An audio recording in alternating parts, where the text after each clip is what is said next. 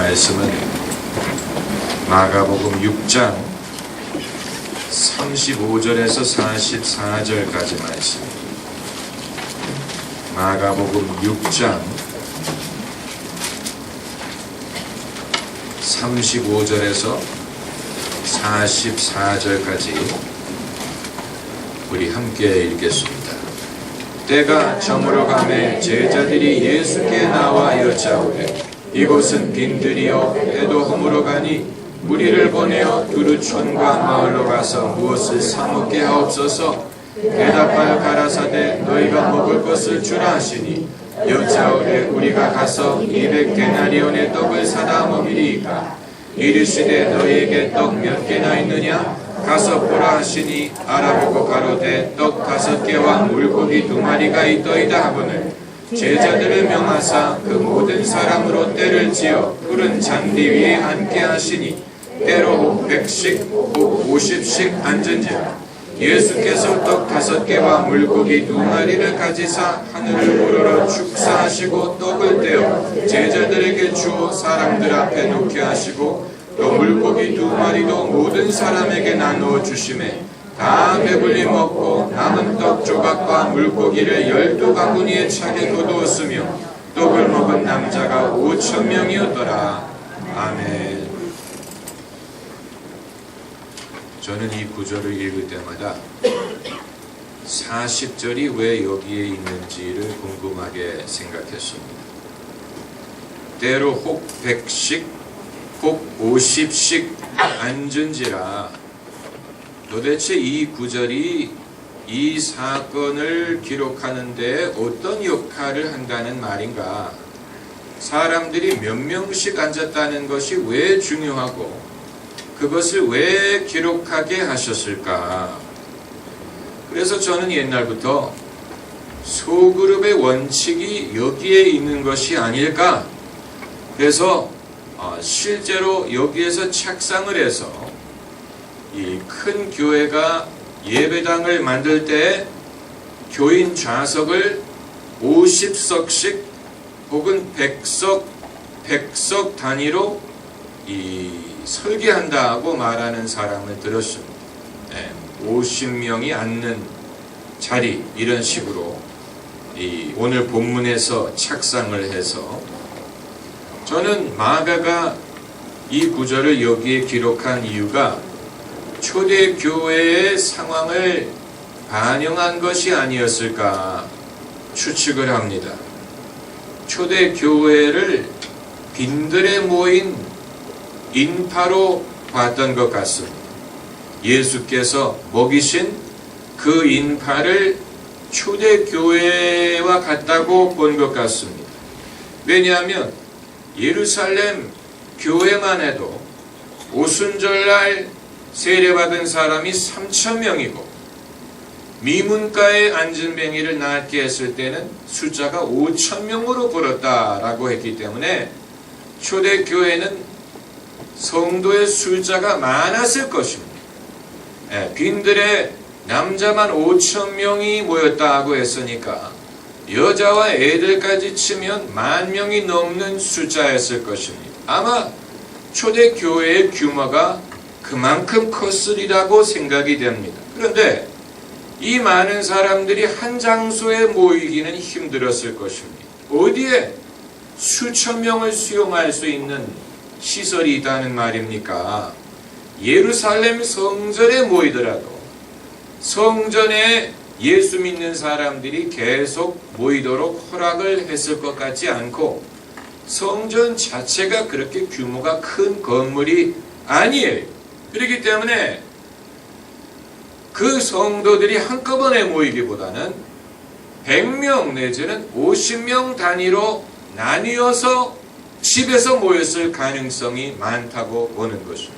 실제로 사도행전을 읽어보면 그들이 성전에서 모이고 집에서 모였다라고 말하는 것을 보면 그들이 집에서 모일 때 박 집사님, 서 집사님, 오 집사님 대개 몇천 명이 모일 수 있겠습니까? 그럴 집은 없지요. 그러나 50명은 모일 수 있다는 꽉 채우면 50명, 100명 정도는 들어갈 수 있습니다. 마가의 다락방에 120명이 있었으니까. 그러니까 초대교회는 예루살렘에 있는 성도들은 다 예루살렘 교회로 봤어요. 에베소에 있는 성도들은 다 에베소 교회로 봤어요. 그 도시 자체를 한 교회로 여겼습니다. 그렇기 때문에 바울이 고린도 교회에 쓴 편지가 고린도 전후서가 되고 에베소서, 빌립보서가 된 것입니다. 바울이 고린도에 강가에 모이는 교회에 편지한 게 아니고 고린도 교회 자체에 편지한 것입니다. 요한계시록에 성령이 소아시아 7교회에 말씀하실 때도 그 도시에 모이는 교회 전체를 하나로 봤어요. 그래서 에베소 교회, 두아디라 교회 이런 식으로 그러니까 숫자가 많더라도 그들이 한꺼번에 한 장소에 모이지 못하더라도 그들을 말할 때 일컬을 때는 한 교회로 본 것입니다. 예루살렘, 안디옥, 로마 이런 식으로. 그런데 이후에 그렇게 지속되지가 못했지요.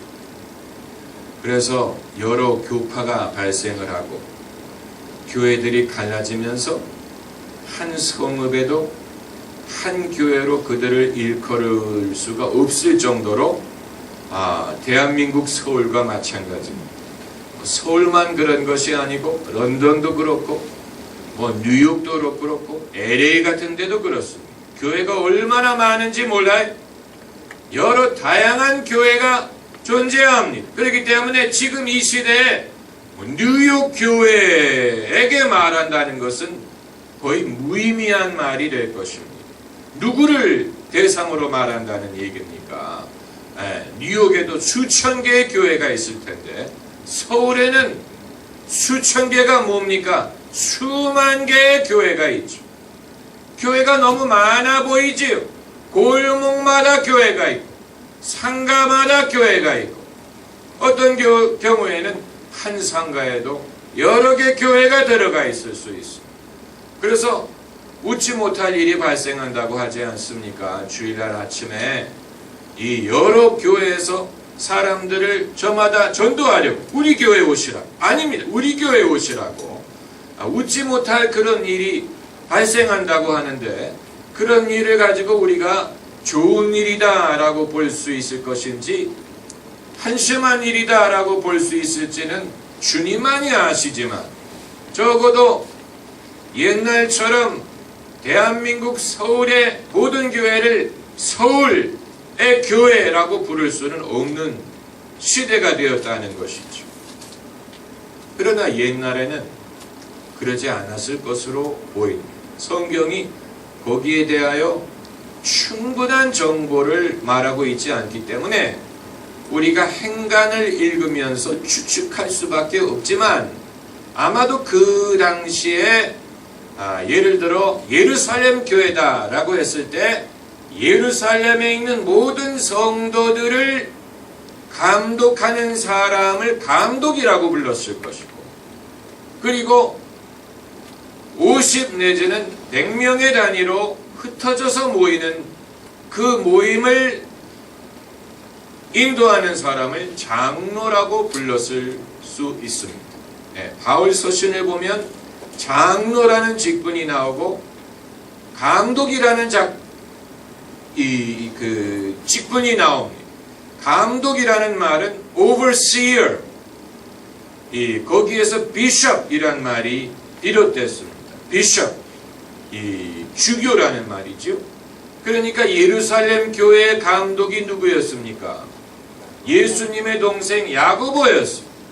야고보는 12제자 중에 한 사람은 아니지만 요한의 형제 야고보 말고 예수님의 남동생 야고보, 요한의 형제 야고보는 순교했고 예수님의 동생 야고보가 예루살렘 교회의 감독 역할을 했습니다. 그러니까 그의 이 지위가 사도들하고 맞먹었다는 얘기에 비록 12명의 사도에 포함되지 않았지만 아마도 예수님의 친동생이라는 사실이 자연스럽게 야고보의 지위를 높게 만들 수밖에 없었을 것입니다. 네, 사람들이 당연하죠. 예수님의 동생이라는 사실 때문에. 그런데 이 overseer, 감독이라는 직분이 있고 장로라는 직분이 또한 등장을 하는데, 그렇죠? 디모데서라든가 디도서를 보면 감독의 직분을 사모하는 자에 대한 말이 나오고 또 장로라는 말이 사도행전에도 많이 나옵니다. 그러니까 우리가 추측하는 것이지만 그 예루살렘 교회 전체를 책임지는 사람은 감독이고, 사도 아니면 이런 아주 권위 있는 사람이 감독의 역을 맡고, 그리고 여러 장로들이 있어서 그들이 이런 모임을 관장했을 것이라고 볼 수 있습니다. 이 에베소 교회의 감독이 누구였는지 아세요? 요한이요. 로마 교회의 감독이 누구였습니까? 베드로였죠. 베드로가 이 로마 교회 감독이 되었고, 그 이외에도 뭐 알렉산드리아, 뭐 안디옥, 뭐 여러 교회들이 있었는데, 그러나 지금은 그 체제가 다 무너졌습니다. 그래서 이 감독도 없고, 이 오버싱 하는 사람도 없고, 개교회주의가 되어버렸습니다. 교회마다 각자 독자적인 길을 가는 시대가 되어버렸습니다. 어느 누구도 장로들, 목회자를 감독하는 위치에 있지 못하고 그만한 권위를 갖고 있지 못합니다. 물론 우리가 총회도 있고 노회도 있고 교단도 있지만 사실 교단의 역할은 이미 물 건너갔다고 보는 것이 옳을 수도 있습니다. 아마 그런 말을 들으면 싫어하는 분들이 많을 것입니다.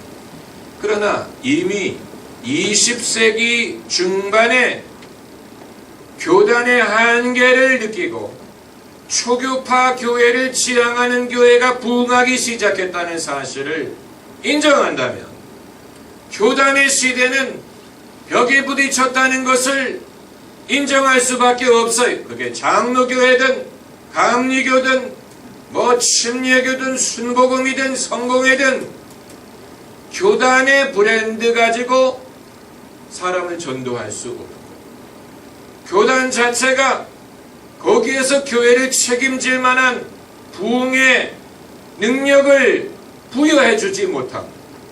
그리고 교단의 감독, 총회장이 행정적인 일을 감당할지언정 그 교단에 속한 목회자들에게 목사의 역할을 해주지 못합니다. 그건 이 불쌍한 현실이 예루살렘 교회의 감독 야고보는 예루살렘에 있는 장로들에게 소위 목사의 목사 역할을 해주었을 것입니다. 바울이 왜 고린도, 에베소, 빌립보, 로마 교회 편지를 썼느냐? 그 모든 목회자들의 어른이었기 때문, 예수님의 사도로서 바울이 말할 때 그 모든 장로들이 들었기 때문, 순종했기 때문 바울에게는 그런 영적인 권세가 있었어. 그래서 너희가 이런 교리는 잘못됐다, 이렇게 하지 말아라, 너는 무엇을 가르치라. 바울이 디모데에게 편지한 걸 보면 목회하는 방법에 대해서 지시하고 있지 않습니까? 심지어 물만 마시지 말고 포도주를 마시라 라는 간섭까지 하는 것을 볼 수 있는데, 그러니까 디모데도 목사인데 바울은 목사의 목사로서 젊은 목사에게 코칭을 하고 있었다는 얘기. 그러나 오늘날 장로교단이 그런 역할을 해주느냐? 천만의 말씀, 천만의 말씀. 그럴 수도 없고 그렇게 하려고 하지도 않아요. 다른 교단은 사정이 어떤지 모르겠지만 적어도 우리나라의 교단은 그런 역할을 하지 않는 것으로 알고 있습니다. 그러니까 그 성경의 그 원래 방식을 잃어버렸다는 얘기. 그 원래 방식으로 돌아가면 그 당시에는 이 비숍, 주교가 있었고 또 사도가 있었고, 사도만 있습니까? 선지자가 있었고 복음 전하는 자가 있었고 그리고 목사와 교사가 있었고 여러 직분과 여러 은사를 가진 사람들이 있었는데 오늘날에는 목사밖에 없어요. 선지자도 인정하려고 하지 않고 당연히 사도도 인정하려고 하지 않고 복음 전하는 자도 인정하려고 하지 않습니다. 참고로 전도사라는 직분은 비성서적인 직분입니다. 전도사라고 부르면 안 돼. 인턴이라고 불러야지. 그런데 전도사라는 말을 갖다 붙임으로 성경에 없는 이상한 직분이 되어버렸습니다. 목사 되기 이전에 이 교회에서 배울 겸 또한 사역을 할 겸 섬기는 사람을 전도사라고 불렀는데 사실은 인턴 패스터라고 부르는 것이 더 정확한 표현이 될 것입니다. 바울 서신을 보면 교회는 사도와 선지자의 이 모퉁이 돌 위에 세웠다라는 구절이 있는데 이 사도와 선지자의 그 모퉁이 돌 위에 교회를 세운다. 아주 중요한 성경 구절입니다. 순복음 교회가 세계적인 교회가 될 수 있었던 비결은 조영기 목사님은 사도와 같은 인물이었고 그 장모 최자실 목사님이 선지자 역할을 했기 때문에 그 콤비 위에 세계적인 교회가 세워질 수 있었을 것입니다. 그러나 오늘날 그와 같은 콤비를 기대하는 것은 어렵습니다. 목사가 어느 선지자를 자기와 같이 파트너가 되도록 허락하려고 하지 않습니다. 경쟁심을 느끼거나 위협을 느끼지. 그러나 성경적인 원리는 사도와 선지자가 함께 일했다는 거예요. 안디옥 교회에 교사와 선지자가 있느니라 라고 했어요. 한 직분으로 그들을 부르지 않았어요. 안디옥 교회에 5명의 목사가 있었다라고 하지 않고 교사와 선지자가 있었다라고 했어요. 5명을 일컫는데 그 5명이 다 똑같은 은사와 똑같은 직분을 가진 것이 아니었고 그 중에 누구는 교사였고 누구는 선지자였다는 얘기예요. 그리고 그들이 주를 섬겨 금식할 때 성령이 가라사대 바나바와 바울을 따로 세워라. 그래서 이방인 선교가 탄생하게 된 것입니다. 오늘날 과연 교사와 선지자들이 그렇게 주를 섬겨 금식을 하며 성령의 인도를 받을 수 있을지 참으로 의문스럽습니다. 아마 힘들 것이라고 봅니다. 그건 그만큼 우리가 발달했다고 스스로 생각을 했는데 그게 발전한 것이 아니고 퇴보한 것입니다. 우리는 교회가 조직적으로 문화적으로 더 발달했다고 생각을 하지만 성경으로부터 더 멀리 떠나감으로 퇴보한 것입니다. 그리고 우리가 인정하는 은사도 성경에 있는 은사들을 다 인정하려고 하지 않습니다. 인정하는 몇 가지는 목사에게 편한 것만 인정하려고 합니다. 돕는 은사라든가 무슨 섬김의 은사라든가 가르치는 은사라든가 이 정도 그리고 다스리는 은사 이 정도를 인정할까?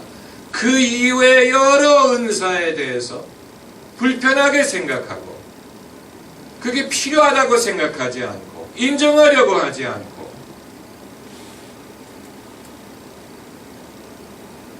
그럼에도 한국교회가 여기까지 올 수 있었으니 참으로 하나님의 은혜가 큰 것입니다. 하나님의 은혜가 큰 것이죠. 불편해합니다. 아마 저도 그렇게 생각할지 몰라요. 저의 어떤 리더십에 위협이 된다고 생각할지 모르고 주도권을 빼앗기리라고 염려할지 모르지만 그러나 이 한 사람이 모든 것을 할 수 있는 것은 아니에요. 왜 성도들은 한 사람이 모든 것을 해주기를 기대하는지 도무지 알 수가 없어요. 북도 치고 장구도 치고 신방도 하고 새벽기도도 인도하고 주일 예배도 하고 셀 리더들도 교육하고 성경 공부도 가르치고 신방도 하고 무슨 장례식도 하고 결혼식 주례도 하고 부부 카운슬링도 하고 개인 카운슬링 완전히 슈퍼맨이 돼야 돼. 슈퍼맨이 돼. 그 모든 것을 신학교에서 공부하려면 20년도 부족해. MDB 과정을 받는데 3년이 걸리는데 3년 동안 뭘 배울 수 있다는 얘기에 겨우 신학의 수박 걸타기만을 배울 텐데 거기에다가 결혼 카운슬링을 배워야지. 또 무슨 신방학, 교회 음악, 또 무슨 그 이외 설교학, 또 열린 예배 이론 배울 게 얼마나 많습니까? 그걸 다 섭렵하라는 얘기. 도대체 누가 그런 일을 할 수 있고 그런 일을 할 만한 사람이 못하러 목사가 되려고 하겠습니까? 그 정도를 할 수 있는 사람이라면 무슨 배우가 되든가 그런 사람이 할 만한 일이 뭐가 있을까요? 이것저것 다 잘할 수 있는 사람이 오늘날 할 수 있는 직업이 뭐가 있겠습니까? 누가 돈도 별로 안 주는 목사가 되려고 하겠습니까? 그만큼 인생을 투자해서 공부를 했는데 그러니까 교회들도 참 야박한 그 모든 걸 다 해주길 바라면서 거기에 대한 어떤 이 인정이라든가 그런 것에 대해서는 아주 야박하고 봉사로 해주기를 바랍니다. 봉사로, 그 말은 거저해주기를 바란다. 도둑놈 심부에 거저해달라. 그 모든 걸 그냥 봉사로 해달라. 물론 성도들이 그렇게 하지 않지요.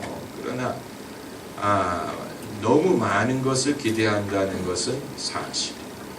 문제는 그 많은 은사를 가진 사람이 없다는 사실. 예수님도 세례를 당신이 베풀지 않았다는 사실을 아세요? 성경에 예수님이 세례를 준 게 아니고 제자들이 준 것이라 라는 성경 구절이 있습니다. 예수님도 세례는 안 베푸셨어요. 그 이유는 저도 몰라요. 그리고 바울도 세례를 주지 않았어요. 그 사실을 아십니까? 바울이 말하기를 내가 세례 준 사람은 몇 명밖에 안 되고 주님은 나를 세례 주라고 보내지 않고 복음 전하라고 보냈다 그랬어요. 아마 오늘날 대한민국에서 목사 중에 그런 말하는 사람이 있으면 돌 맞을 거예요. 어느 목사가 성도들에게 여러분 저는 하나님의 말씀을 전하라고 보냄받았지 세례 주라고 보냄받은 거 아니에요. 이러면 아마 성도들이 돌을 들고 내쫓을 거예요. 그러나 바울은 그렇게 말했어. 주님이 나를 세례 주라고 보내지 않았다. 그러니까 우리는 복음 전하는 일과 세례 주는 일이 같은 일이라고 생각을 했는데 바울에게는 그게 같은 일이 아니었다는 일. 그리고 예루살렘에 7 집사들이 왜 생겼는지 아시죠? 7 집사. 그들에게 안수를 주어서 그 이름 중에 스데반, 빌립 뭐 이런 사람들이 있지 않았습니까? 왜 집사들을 임명했어요? 사도들이 보니까 히브리 과부들과 헬라인 과부들 간에 다툼이 생긴 거예요. 식사 문제 가지고 누가 먼저 먹느냐, 누가 더 대우를 받느냐를 놓고 둘이 싸우는 걸 보고 사도들이 머리를 맞대고 회의하고 뭐라고 결론을 내렸냐면, 우리가 하나님의 말씀을 제쳐놓고 교인들 공개하는 것이 옳지 않다. 그래가지고 집사를 임명해서 집사들에게 그 일을 맡기고 우리는 기도와 말씀에 전무하리라. 따라해보세요. 전무하리라. 아주 좋은 말이에요. 전무하리라. 그러나 오늘날 교회는 전무하려는 사람이 없고, 이 과부들 공개하는 일까지도 다 해야 돼. 행정적인 일, 뭐 살림하는 일, 뭐 이런 일, 저런 일. 그러나 사도들은 말씀 전하는 일과 기도와 말씀 전하는 일에 전무하리라. 그러니까 이것은 어떻게 보면 경영학의 원리와도 비슷한데, 교회를 경영하는 데 있어서 교과적인 이 경영인의 노하우를 발견했다는 얘기. 우리가 한정된 시간과 에너지를 이 모든 데에 쓰게 되면 효율적이지 못하다. 그러므로 우리가 해야 되는 일을 정해놓고 그 일을 하고 그 이외의 일은 그걸 할 수 있는 사람에게 맡기자. 이것이 이제 경영학의 원리이고 동시에 성령의 은사를 인정하고 또 활성화시키는 것입니다. 할렐루야. 왜냐하면 성령은 어느 한 사람에게 은사를 몰아주시는 분이 아니에요. 사람의 몸과 같아요. 사람의 몸이 한 가지 기능만을 하지. 다른 기능은 다른 부위가 알아서 하면 되는. 사도 바울이 말하기를 너희의 몸이 다 보는 눈이면 어떻게 되냐. 또 너희의 몸이 다 코가 된다면 어떻게 되냐. 상상도 할 수 없지. 아무리 눈이 귀중하더라도 다른 기능이 다 있어야 되는 것처럼 교회도 그러하다. 교회도 그러하다. 2000년 전에 사도 바울이 그 말을 했는데 2000년이 지났는데도 아직 교회는 그것을 다 깨닫지 못하고 어떻게 실행해야 될지를 알지 못합니다. 아직 우리는 그걸 배우지 못했어. 구조적인 한계가 있어요. 구조적인 한계가 있어요. 성직자와 평신도로 나누어져 있는데 어떻게 이 구조적인 한계를 극복하면서 하나님이 평신도들에게 나눠주신 은사를 활용할 수가 있다는 말이냐. 이건 모든 교회, 모든 이 주의 종들에게 숙제. 어떻게 이것을 할 수 있는가? 어떻게 하면 이것을 이룰 수 있을까? 숙제. 그런데 교회의 원리, 개교회, local church, 개교회의 원리를 오늘 본문에서 마가가 간접적으로 말하는 것입니다. 제자들을 명하사 39절에 그 모든 사람으로 때를 지어 푸른 잔디 위에 앉게 하시니, 저 푸른 초원 위에가 따로 없습니다. 맨 땅 위에 앉게 하신 게 아니고 푸른 잔디 위에 어떻게 하게 하셨어요? 앉게 하셨어요. 푸른 잔디가 뜻하는 것은 교회. 교회는 푸른 초장이 되어야 됩니다. 다시 말하면 양이 꿀을 먹고 쉴 만한 곳이 되어야 된다. 푸른 그 이스라엘의 그 빈들의 푸른 잔디가 얼마만큼 있겠습니까? 그러나 맨 땅에 앉게 하지 않고 푸른 잔디 위에 앉게 하셨어요. 교회는 푸른 잔디와 같아서 양들이 쉼을 얻을 수 있는 곳이 돼야 됩니다. 네. 일주일 내내 시달리다가도 교회에 오면 푸른 잔디에 앉는 것 같은 그런 느낌을 줘야 돼요. 그리고 푸른 잔디 위에 어떻게 하게 하셨습니까? 앉게. 이거 그냥 지나치면 앉는다라는 말은 유대인에게 있어서는 식사한다는 뜻입니다. 그들은 서서 먹지 않아요. 저도 옛날에 그 집에서 서서 먹으면 저희 어머니가 앉아서 먹으라, 서서 먹지 말아라 이렇게 말씀을 하셨는데, 저는 바쁘면 서서 먹을 수도 있죠. 그러나 엄마의 마음은 앉아서 먹으라 하는 것이었는데, 히브리인들은 앉는다라는 말은 식사한다는 뜻입니다. 이 영화 배너를 보면 찰턴 헤스턴이 이렇게 한 팔을 베개 위에 베고 비스듬히 누워서 한 손으로 식사하는 장면을 볼 수가 있는데, 그 당시에 히브리인들뿐만이 아니고 지중해 로마인들 모두가 그런 식으로 식사를 했을 것이라고 봅니다. 그러니까 교회는 어떤 곳이냐? 꼴을 먹는 곳이에요. 앉게 하셨다라는 말은 먹게 하셨다라는 말. 그러니까 교회는 양을 먹이는 게 우선순위. 봉사든 섬김이든 그건 다 그 후의 일이고, 먹어야 돼. 먹여야 돼. 양의 꼴을. 그게 우선순위예요. 네. 먹게 하셨어요. 그리고 41절을 보면 울어서 축사하사 떡을 떼어 제자들에게 주어 사람들 앞에 놓게 하시고 물고기 2마리도 모든 사람에게 나누어 주시매.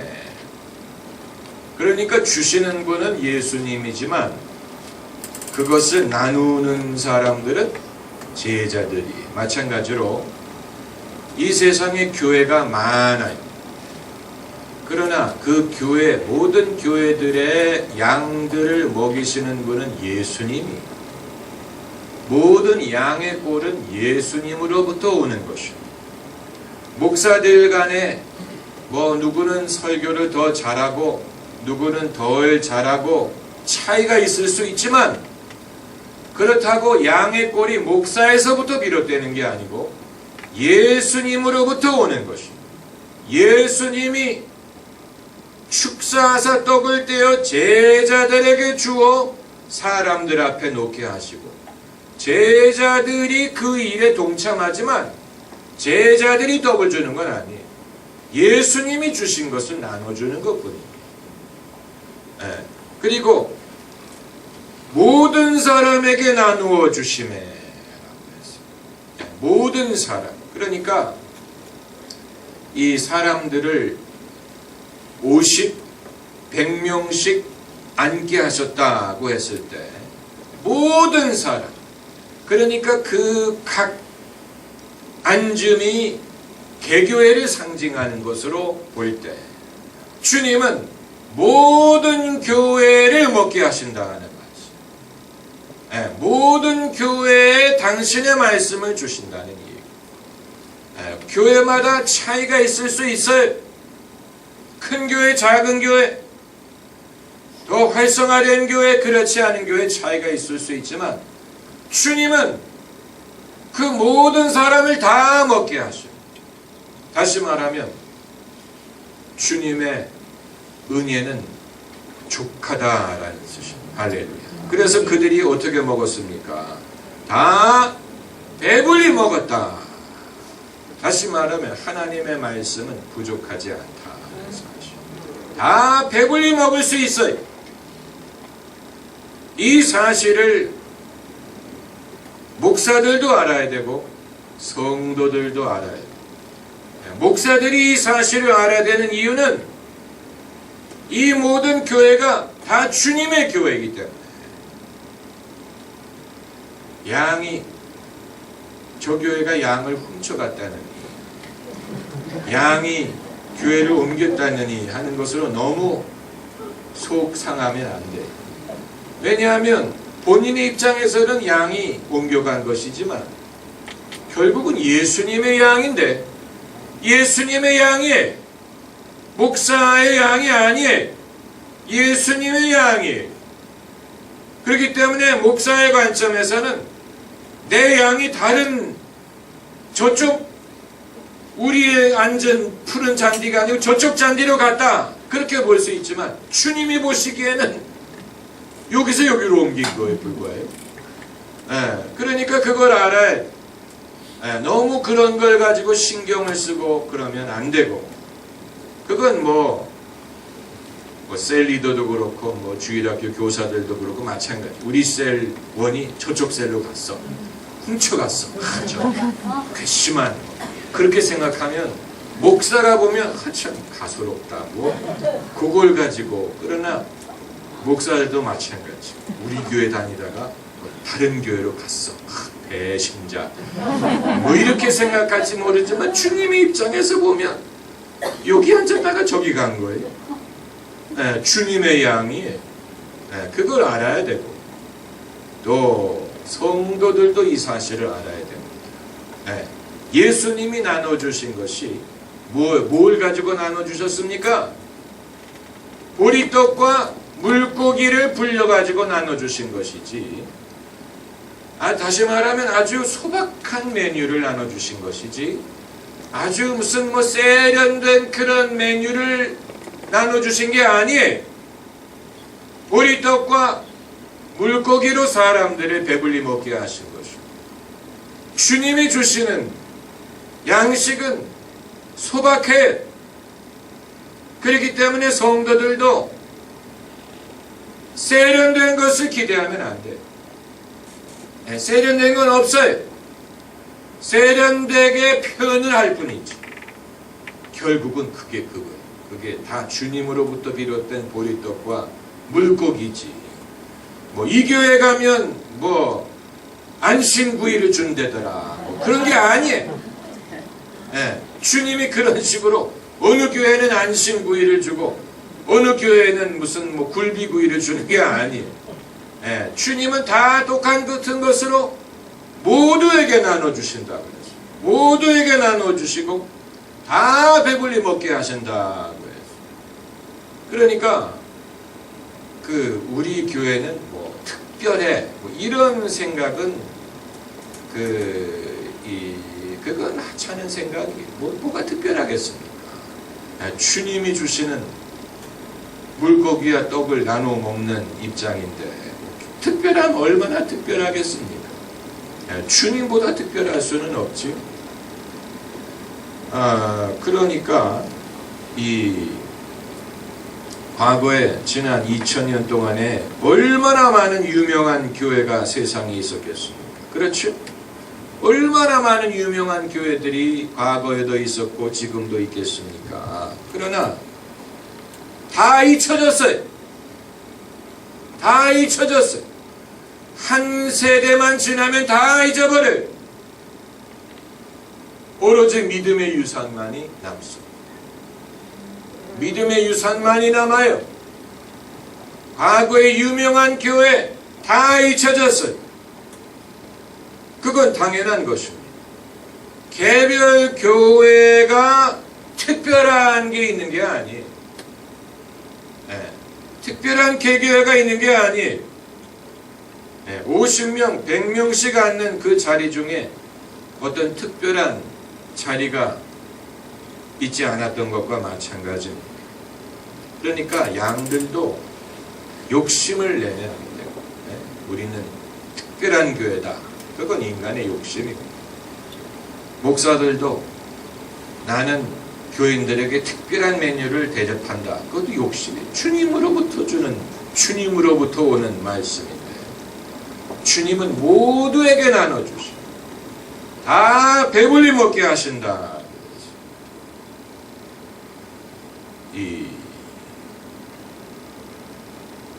어디까지나 주의 종이죠. 양은 주님의 양이. 할렐루야.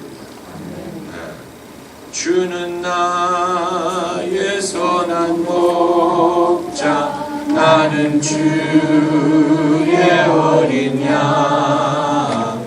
저를 따라 꼴을 먹여주시니 내게 부족함 전혀 없어. 주는 나의 좋은 목자, 나는 그의 어린 양. 저를 따라 꼴을 먹여주시니 내게 부족함 전혀, 내게 부족함 전혀 없어라. 할렐루야, 할렐루야. 우리가 성도들이 인간의 욕심을 내면 안 됩니다. 더 남보다 다른 세련된 그런 것을 추구하게 되면 그건 인간의 욕심을 부리는 것입니다. 또 설교하는 사람, 사역하는 사람도 마찬가지. 주님이 주시는 것을 전달하는 것이지 자기에서 비롯된 게 아니에요. 프랜차이즈는 주님이 갖고 계십니다. 주님이 주셔야 돼요. 주님이 주시는 것을 나눠주는 것이죠. 세상과 나는 간 곳 없고 구속한 주만 보이도다. 할렐루야. 기도하겠습니다. 할렐루야.